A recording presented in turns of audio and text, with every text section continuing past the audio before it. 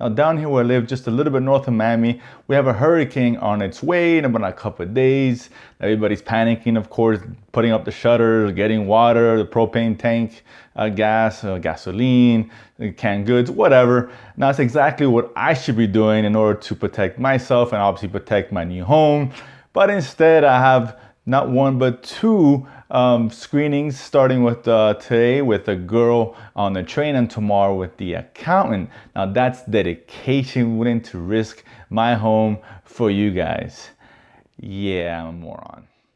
And with that, I'm welcoming you to another episode of The Real Mentor, where my goal, as always, is to enhance your movie watching experience. So now, Girl on a Train, starring a trio of lovely ladies. We got Haley Bennett, of course, Emily Blunt, Roberta Ferguson, who we saw recently in Mission Impossible 5. Now, that's a story about the three women who are kind of intertwined in this suspense new thriller based off a best-selling book of the same name.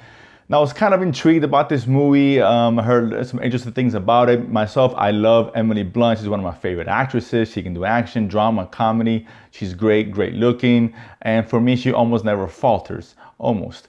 So I was looking forward to see her in this performance, see what she brought to the table. And I gotta say, I was disappointed. Now, what's good about this movie is Emily Blunt and the other ladies as well. They're doing an excellent job. So really good acting here throughout. But the movie just isn't as interesting as it should be. This movie is kind of reminding me of Gone Girl, same kind of tone for the most part, but it just lacks something to it, at least for myself.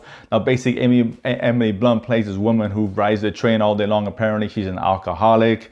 She's kind of out of touch with reality, doesn't know what she's doing most of the time, blacks out, sees things, always envisions what other people are doing. And she always traverses on the train, always seeing where she used to live and now where her ex-husband is with his new wife, played by Roberta Ferguson, and their child, of which she feels that's her life because she was married to him at one point, and unfortunately she was unable to have a kid. Now, a couple of doors down, we have a character played by Haley Bennett, of course, named of Megan, who is also involved in some capacity amongst the three of them. I don't want to give too much away here, but the problem with this movie is just it plods along. It is so slow, boring for the majority of the part. It picks up finally in the third act, but by that time I was already in that mode. Like, I just didn't care. I just want to get out of the theater. It wasn't even that interesting. It lacked a lot of suspense that this movie is supposed to bring you. Aside from great performances, and it's just not much else there. I can imagine this served as a much better read than something that you actually view in the theater. It just didn't translate well from book to movie, as most don't. Now, don't get me wrong, this isn't the worst movie I've ever seen. It's okay. It's very middle of the road.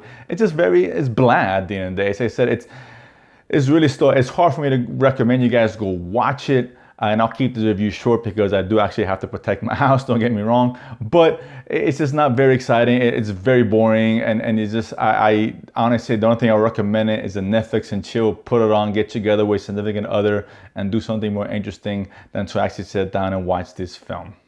So ultimately, at the end of the day, you guys are going to watch it. Let me know what you guys think. And of course, as always, subscribe below and feed my need to go to the movies and talk about it afterwards. See you guys next time.